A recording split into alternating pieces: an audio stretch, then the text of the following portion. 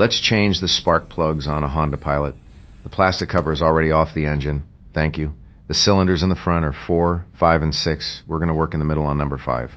Later we'll work on the less accessible rear cylinders.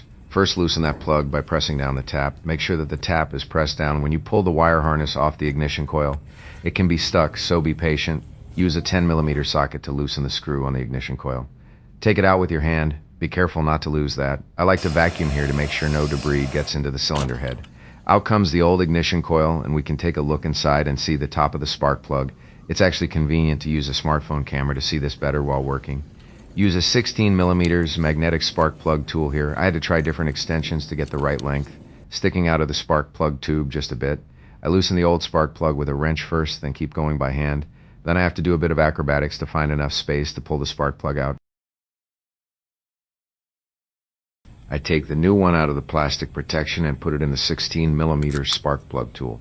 Be careful when sticking it down in the spark plug tube and starting to thread it. We don't want to cross thread it, so take your time.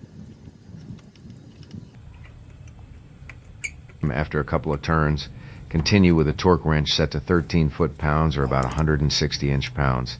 That click tells us that we are in the right torque spec. Since we are in there and they are fairly cheap, I would put it in a new ignition coil. Seat the wire harness connector. Make sure you hear the click. Put the dome nut back on and then tighten it with a 10mm socket. I don't know the torque spec, just hand tight is okay. Now let's go to the less accessible rear cylinders. We had an error code on number 3 actually, the most difficult to work on. The silver icon pipe and the black hose there, they get in your way little. Let's work on number 2. The steps are the same as in the front, although tight and hardly visible by eye because the engine is blocking your view in a way it's more convenient in the rear. The work area is right in front of you, and with a smartphone you can see the area quite well. You gotta have the exact right length tools though.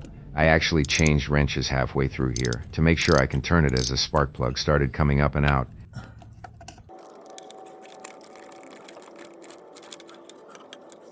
And that's how you change spark plugs on a Honda Pilot. It's very simple, but especially in the rear, it needs to exact right length tools and some dexterity. A smartphone camera for live view with a light on really helps. I hope this is helpful. Please like, share, and subscribe. Thank you.